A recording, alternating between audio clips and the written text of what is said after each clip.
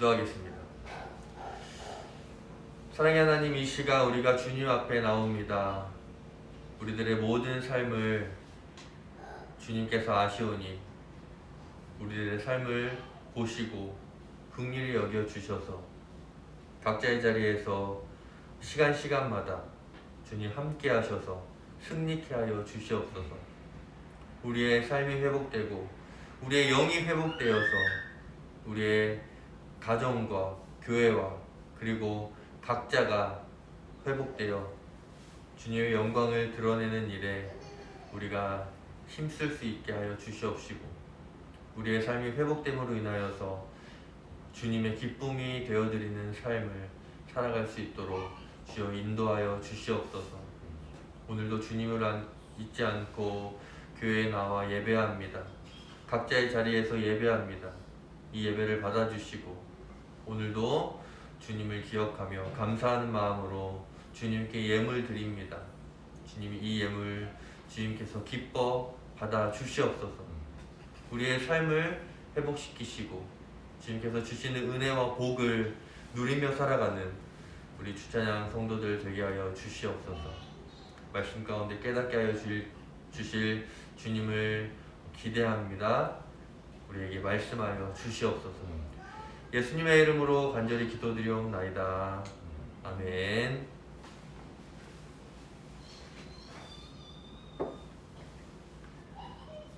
네. 오늘 말씀의 제목은 잃어버린 눈물을 찾게 하소서라는 말씀의 제목으로 함께 이 시간 우리들의 눈물이 회복되는 귀한 은혜가 있으시기를 주님의 이름으로 축복합니다. 오늘 본문 말씀을 다시 한번 읽으면 슬퍼하며 애통하며 울지어다. 너희 웃음을 애통으로 너희 즐거움을 근심으로 바꿀지어다. 주 앞에서 낮추라. 그리하면 주께서 너희를 높이시리라. 이 말씀을 한마디로 요약을 하자면 진정한 회개입니다. 진정한 회개가 우리 안에 있어야 한다는 것입니다. 요즘 참 어려운 시대를 살아가고 있습니다. 뉴스나 인터넷 기사들이나 그리고 우리의 주변의 상황들을 살펴보면 정말 우리의 마음이 불안하고 또 마음이 매우 무겁습니다. 코로나 시대가 아니더라도 우리의 삶이 그렇게 쉽지만은 않았는데 더군다나 이 코로나 사태가 너무나도 오래 지속되다 보니까 더욱더 그런 것 같습니다. 그래서 사람들은 웃음을 찾기를 원하고 웃음을 찾아 떠나기도 합니다.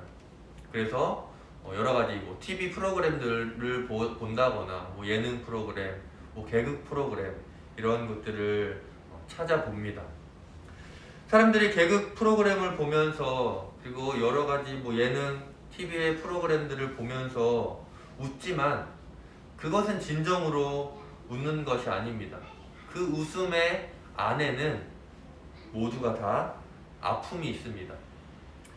사람들은 근심을 안고 웃고 있고 또 불안을 안고 있으면서도 웃고 있습니다.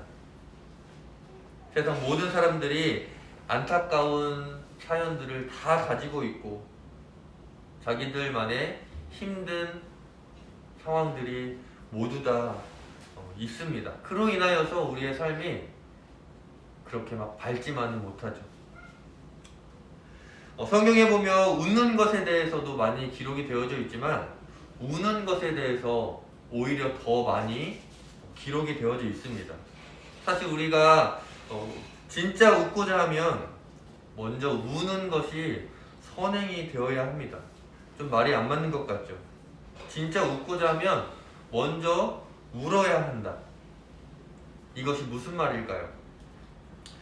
우리가 언제 가장 감동을 받을까를 생각을 해보면 흔히 일상생활에서 감명 깊은 영화를 본다거나 아니면 감동적인 노래를 들을 때에 그리고 그 외에 여러 가지들 등 진짜 감동이 우리에게 있을 때에는 오히려 웃음보다는 눈물이 먼저 나오죠.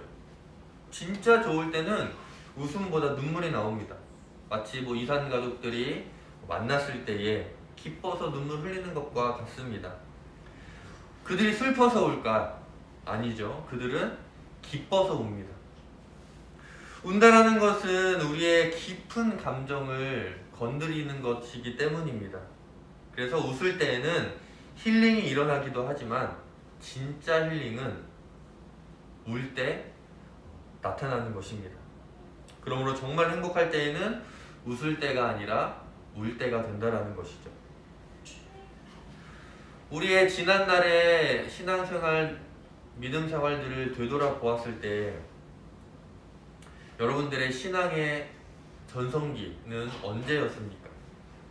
물론 지금이, 그리고 우리의 매일매일이 신앙의 전성기였으면 좋겠지만 실상 그러지 못합니다.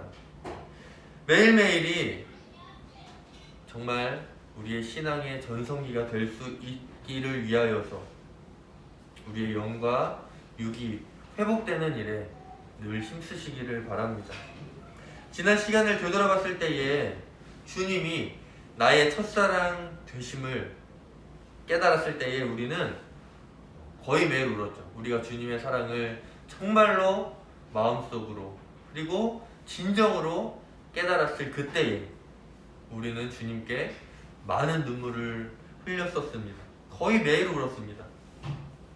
교회만 오면 울고 찬송을 부르기만 해도 울고 기도를 시작하기만 해도 눈물이 오르고 정말 예수 그리스도의 십자가의 사랑을 생각하기만 해도 우리는 눈물을 흘렸었습니다. 너무 감사해서 그리고 너무 죄송해서 우리는 눈물을 흘렸습니다. 그런데 오늘날 이 시대에는 여전히 예전에 우리가 가지고 있었던 예전에 흘렸었던 그러한 눈물이 많이 사라졌습니다.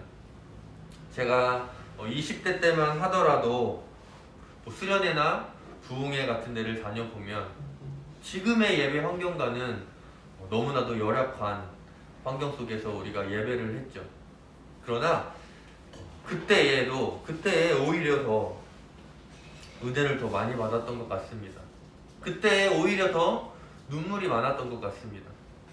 여름이면 너무 덥고 겨울이면 너무 추운데 그때에 우리가 하나님께 예배할 때, 찬양할 때에, 기도할 때에 우리는 눈물을 많이 흘렸습니다. 거의 눈물바다였죠. 그래서 사람들이 예수님을 믿는 사람들을 보면 질질 짠다, 예수쟁이들은 왜 저렇게 우냐 라는 말들을 우리가 듣곤 했었습니다. 하지만 지금은 예전에 그 눈물들이 많이 사라졌음을 우리가 느낄 수가 있습니다. 눈물이 메말랐습니다. 솔직히 우리가 주님 때문에 눈물을 흘렸던 적이 언제였는가 기억하시나요? 우리 모두 지난날에 주님의 첫사랑을 기억하며 주님 안에서 잃어버린 우리의 눈물들을 찾으시기를 주님의 이름으로 축원합니다. 성경에 보면 눈물에 대한 이야기가 많이 기록되어져 있습니다. 하나님의 사람들에게도 눈물이 있었죠. 주님께서도 눈물을 흘리셨습니다. 예수님께서 예루살렘 성 가까이 가실 때에 예수님은 예루살렘의 성을 보시면서 우셨습니다. 목자 없는 양과 같이 고생하며 어디를 가야 하는지, 어떻게 살아가야 하는지 아무 소망 없이 살아가는 그들의 모습을 보면서, 그들의 절망적인 상황을 보시면서 예수님께서는 우십니다. 그리고 예수님은 죽은 나사로 죽음 앞에서도 우셨습니다. 나사로가 죽었기 때문에 우신 것이 아니라 예수님은 죽음의 저주 아래에 있는 우리들을 보시며, 사람들을 보시면서 우셨습니다. 예수님은 공생의 가운데에 정말 많은 슬픔을 겪으셨습니다. 죄 아래에서 허덕이는 절망적인 상태에 대한 슬픔들을 모두 끌어안으셨습니다. 바울의 목회를 볼까요? 바울의 목회도 눈물이었죠.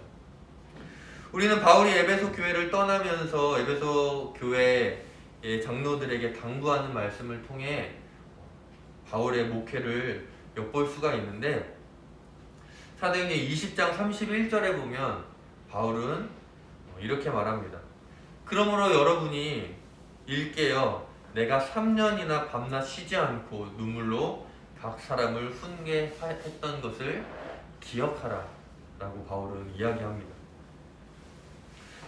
바울은 에베소 교회에서 3년 동안 목회하면서 3년 동안 정말 밤낮 쉬지 않고 눈물로 각 사람들을 훈계했음을 말하고 있는 것이죠. 그리고 시편 56편 8절 말씀을 보면 다윗이 말하기를 나의 유리함을 주께서 계수하셨사오니 나의 눈물을 주의 병에 담으소서. 이것이 주의 책에 기록되지 아니하였나이까 라고 기록합니다. 예수님께서 팔복을 말씀하실 때 평소 우리가 알고 있던 복과는 정말 다른 복을 말씀하셨잖아요. 예수님께서 심령이 가난한 자는 복이 있다. 애통하는 자가 복이 있다.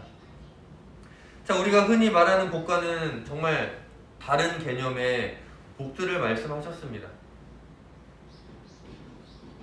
예수님께서는 웃고 즐거워하는 자가 복이 있다 라고 말씀하신 것이 아니라 애통하는 자가 복이 있다라고 말씀하십니다. 애통하는 자는 복이 있나니 그들이 위로를 받을 것이며. 자, 여기서 말하는 애통은 무슨 의미일까요? 좋지 않은 일이 일어나서 우는 것을 의미하는 것이 아닙니다. 여기에서 말하는 애통은 영적인 애통을 의미합니다. 진정한 애통이 있을 때에 하늘의 위로, 주님의 위로가 있다라는 것입니다. 오늘날 정말 살아가기가 매우 힘듭니다. 왜 힘들까? 진정한 위로가 없기 때문입니다. 왜 진정한 위로가 없을까? 바로 우리의 삶에 애통함이 없기 때문입니다. 영적인 애통함이 없기 때문입니다. 성도에게 있어서 눈물은 정말로 중요합니다. 특히 회개의 눈물은 더욱더 중요하죠. 나의 죄를 주님 앞에 고백할 때에 그때 진정한 눈물이 있어야 하는데 그 눈물이 많이 줄어들었기 때문에 주님의 위로 또한 줄어들었다는 것입니다.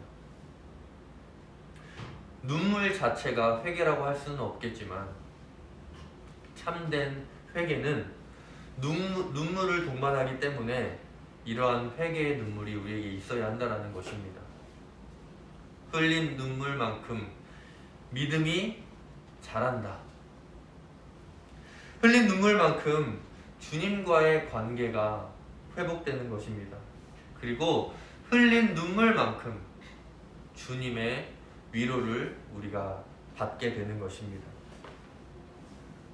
저와 여러분들의 삶에 이 눈물의 회복이 있으시기를 주님의 이름으로 축원합니다. 그렇다면 우리의 신앙생활에 구체적으로 왜 눈물이 사라지게 되었을까?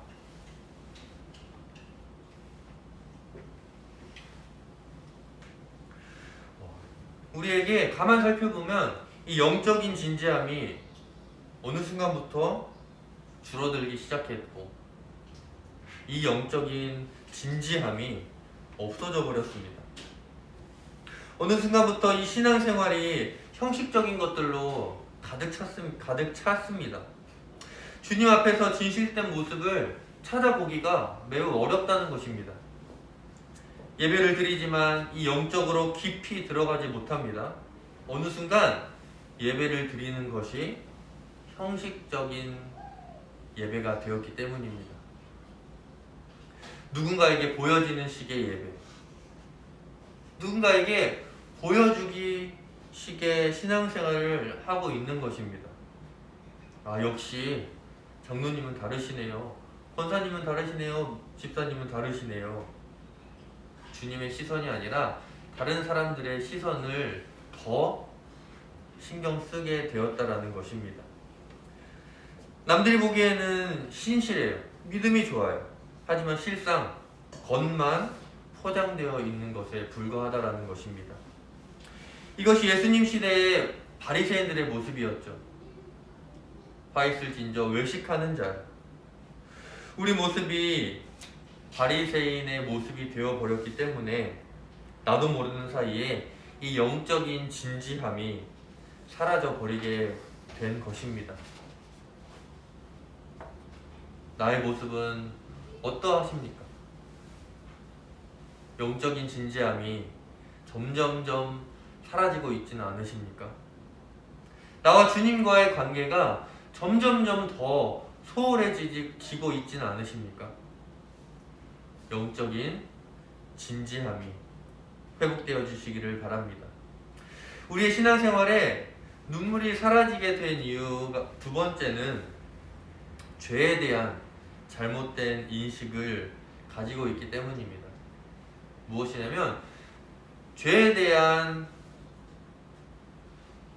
분명히 이것은 예전에는 죄였는데 점점 우리가 편안해지고 내 생각대로 살아가다 보니까 죄가 죄인 줄 모르고 살아간다라는 것입니다. 죄는 하나님과의 관계에 틈이 생기는 순간부터 시작이 됩니다. 그 틈을 사탄이 노리고 들어오기 때문입니다. 공격하기 때문입니다. 하나님으로부터 멀어지면 멀어질수록 죄와는 점점 가까워지기 때문입니다. 그래서 죄의 기준에 대해서도 점점 멀어지게 되죠. 지금 이 시대가 그렇습니다. 죄의 기준이 너무나도 느슨해지고 있습니다. 경계선이 없어졌습니다. 이전에는 죄라고 여겼는데 이제는 그냥 죄가 아니야 라고 지나가 버립니다. 죄의 기준이 약해졌기 때문이죠. 이처럼 우리가 영적으로 어두워지면 죄에 대해서 분별력 또한 어두워져서 결국에는 주님과의 영적인 관계도 어두워지게 되는 것입니다. 죄에 대한 분별력이 없어지게 되면 죄에 대한 뉘우침도 없어지게 되고 죄에 대한 뉘우침이 없어지기 때문에 우리의 눈물도 사라지게 되는 것입니다. 나 자신의 죄를 돌아보고 눈물로 회개해야 되는데 이 죄에 대한 기준이 약화되었기 때문에 난 지은 죄가 별로 없어. 이건 내가 죄 지은 것이 아니야. 라고 생각하기 때문에 회개의 기도를 하지 않게 되는 것입니다. 그럴 수도 있지, 뭐 실수였어. 이 정도는 괜찮아. 라며 점점점 죄에 대해서 합리화하면서 살아갑니다. 이렇게 죄는 자기 자신의 모습을 제대로 보지 못하게 하고 죄에 대한 잘못된 인식을 가지고 살아가게 합니다. 나의 죄를 온전히 바라볼 수 있는 영적인 눈이 회복되어 주시기를 바랍니다. 우리의 신앙생활에 눈물이 사라지게 된 이유 세 번째는 우리가 교만해졌기 때문입니다. 죄에 대한 잘못된 인식을 가지고 있는 사람은 교만합니다. 목이 곧은 백성입니다. 울지 않는 것은 결과적으로 마음이 교만해졌다라는 증거가 됩니다. 사람이 얼마나 쉽게 교만해지는지 우리가 너무나도 잘 알고 있죠.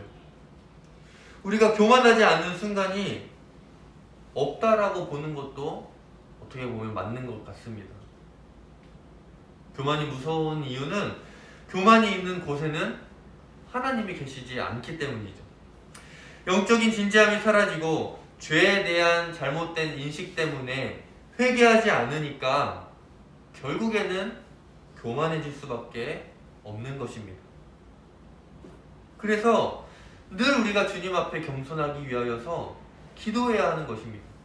늘 우리가 주님 앞에 겸손한 삶을 살아가기 위하여서 눈물이 회복되어져야 한다는 것입니다. 우리의 눈물이 회복되어서 교만한 삶을 벗어버리고 겸손한 삶을 살아가시기를 바랍니다. 우리가 듣는다고 해서 다 깨달아지는 것은 아닙니다. 듣는 것도 중요하지만 깨닫는 것이 더 중요하죠. 깨닫는 것이 은혜이고 깨닫는 것이 주님의 축복인 것입니다. 하나님의 은혜가 깨달아지면 내 안에 있는 거짓됨과 불결함, 썩은 것들, 즉 죄들이 보이기 시작합니다. 내가 얼마나 죄인인가? 내가 왜 이렇게 살아왔는가? 우리가 주님과 주님의 첫사랑을 기억하면 정말 우리가 얼마나 처절하게 철저하게 회개를 했는지, 내 모든 삶이 다 죄였다라는 고백이 나의 입술을 통하여서 그리고 눈물과 함께 주님께 고백되어지는 것과 같습니다. 깨닫지 못하는데 어떻게 말씀 앞에서 내 자신을 돌아볼 수가 있겠습니까? 내 자신을 돌아보지 못하는데 어떻게 눈물을 흘리며 기도할 수 있겠습니까? 회개할 수 있겠습니까? 깨달음이 있어야 눈물이 흐르고 깨달음이 있어야 회개할 수 있는 것인데 깨달음이 없는 것이 우리의 문제인 것입니다. 깨닫는 만큼 회개는 깊어집니다. 아무리 작은 죄라고 해도 깨닫는 것이 주님의 은혜입니다. 깨달음 가운데에 우리의 눈물이 회복되어지시기를 바랍니다. 오늘 말씀의 결론입니다. 오늘 본문 9절은 말하죠. 슬퍼하며 애통하며 울지어다. 너의 웃음을 애통으로, 너의 즐거움을 근심으로 바꿀지어다. 그리스도인들은 누구 앞에서 애통해하는 지혜로운 자가 되어야 하는가? 하나님 앞에서, 주님 앞에서 애통해하며 주님께서 주시는 기쁨을 경험하며 살아가는 지혜로운 자가 되어야 합니다. 여기서 애통하면은 하나님을 만남으로 자신의 죄가 드러나게 되어서 자기 중심의 생활을 부끄럽게 여기고 비통해하는 것을 의미합니다. 즉 회개를 뜻하는 것입니다. 회개는 돌이키는 것이죠. 단순한 방향 설정이나 잘못을 인정하는 것에 대해서 그치는 것이 아니라, 맞아요, 이거는 내가 죄였어요, 이렇게 살아갔던 거는 내가 잘못 살아갔던 거예요, 여기에서 끝나는 것이 아니라 이제는 그릇된 방향으로 걸어가는 그 길에서 돌이켜서 원래 있어야 할 곳으로 걸어가는 것이 바로 회개입니다. 죄인으로 내가 살아갔었다면 이제는 그 죄의 길을 걸어가는 것이 아니라 이젠 돌이켜서 의의 길을 걸어가는 것이 진정한 회개라는 것입니다. 그래서 회개는 돌이키는 것이고 회개는 언제나 평안과 함께하는 것입니다. 우리는 하나님 앞에서 죄를 고백하고 애통한 마음으로 주를 찾는 성숙한 그리스도인이 되어야 할 것입니다. 늘 기도하며 애통한 마음으로 주님을 찾아서 성숙한 믿음의 분량에 이르는 복된 성도들이 될 수 있도록 우리는 힘써야 할 것입니다. 애통하며 기도하라는 주의 말씀을 어기지 말고 주님의 말씀에 순종하여서 애통하며 기도하는 복된 자가 되시기를 바랍니다. 아까도 주님께서 말씀하신 마태복음 5장 4절, 애통하는 자는 복이 있나니 저희가 위로를 받을 것임이요. 애통하는 마음으로 우리가 주님께 나아가 주님의 큰 위로를 경험할 수 있으시기를 바랍니다. 애통하는 마음으로 늘 주님을 가까이 하여서 주님께서 주시는 평안함 가운데에 살아가시기를 바랍니다. 짧다면 짧은 인생을 살아가는 우리의 인생입니다. 그 인생 동안 성령의 도우심으로 겸손의 옷을 입고 하나님과 동행하면 얼마나 우리의 삶이 복되고 평안하겠습니까? 오늘 보면 10절입니다. 주 앞에서 낮추라, 그리하면 주께서 너희를 높이시리라. 여기서 낮추라라는 것은 인간적인 겸손이 아니라 하나님 앞에서 나는 아무것도 아닙니다. 자신을 철저히 낮추고 하나님 말씀하여 주시옵소서. 내가 그 말씀에 순종하며 살아가겠습니다. 라는 의미입니다. 주님께서 하늘의 영광을 다 버리고 낮은 이 땅에 오셨습니다. 우리의 발을 닦아주셨고 먼저 겸손의 모습을 보이셨고 죽기까지 우리를 사랑하셔서 십자가의 그 큰 사랑을 우리에게 보여주셨습니다. 이 사실을 우리가 믿음으로 고백하며 애통하는 삶을 살아간다면 우리가 교만으로 높아지면 깨닫게 하셔서 우리를 다시 낮춰주실 것이고 우리가 낮아지면 주님께서 다시 높여주신다라는 것입니다. 우리는 악인이 아닌 의인으로 하나님께 복종하는 겸손한 믿음의 사람들이 되어야만 합니다. 이러한 복된 삶을 살아가기 위하여서 하나님께 순종하고 애통하며 겸손하게 살아감으로 이제는 우리의 잃어버린 눈물을 회복하는 저와 우리 주찬양 모든 성도님들의 삶이 되시기를 주님의 이름으로 축원합니다. 기도하겠습니다. 이 시간 우리의 삶을 되돌아보면서 잃어버렸던 우리의 눈물이 회복되기를 원합니다. 주님,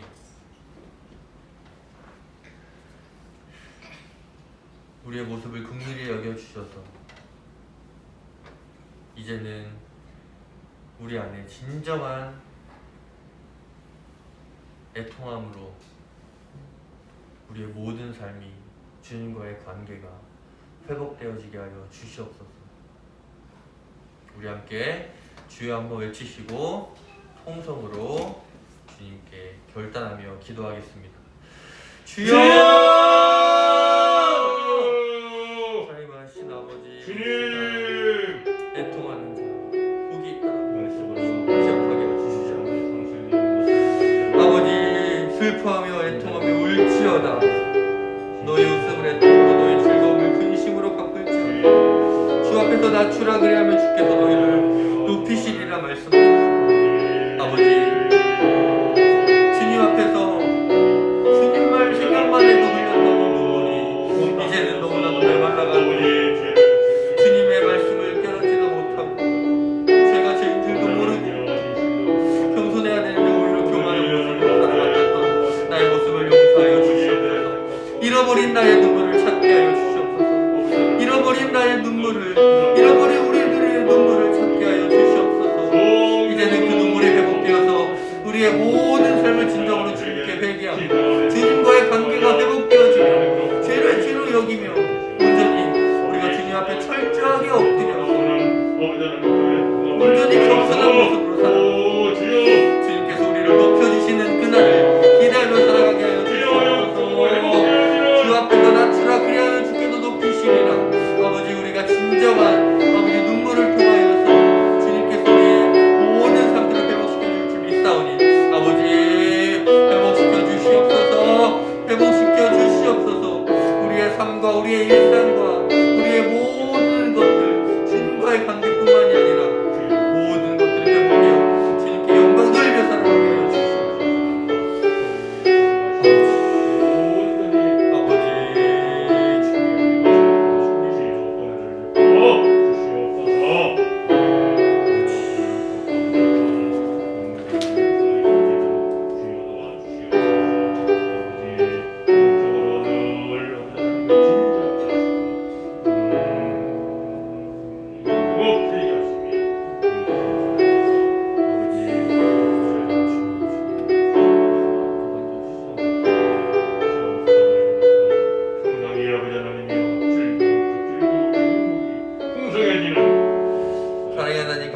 감사합니다. 오늘도 우리에게 말씀하시니 우리의 지난 날들을 되돌아보며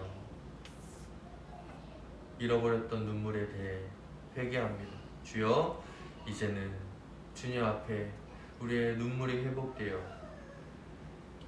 겸손한 자가 되게 하시고 주님께서 귀하게 사용하시는 자녀로서 살아갈 수 있도록 인도하여 주시옵소서. 우리의 눈물이 회복되어 우리의 일상의 삶이 회복되고 우리의 신앙생활 또한 회복되어 주님의 기쁨이 되어드리는 자가 되어 주님께서 주시는 놀라운 은혜와 평안함 가운데 살아갈 수 있도록 우리의 삶을 붙들어 주시옵소서. 예수님의 이름으로 간절히 기도드리옵나이다. 아멘. 이 시간 회복시키소서 다시 한번 찬양하시면서 오늘 말씀을 기억하며 결단하며 찬양하시고 축도로 예배 마칩니다.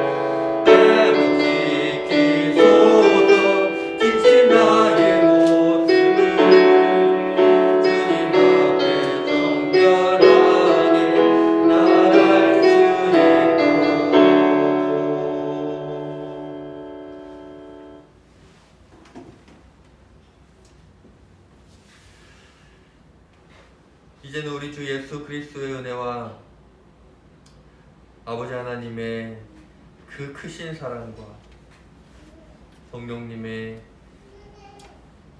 늘 함께 하심이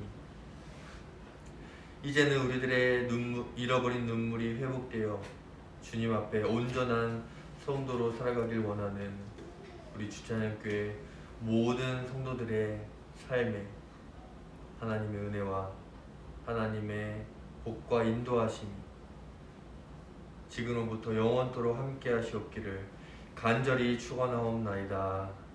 아멘.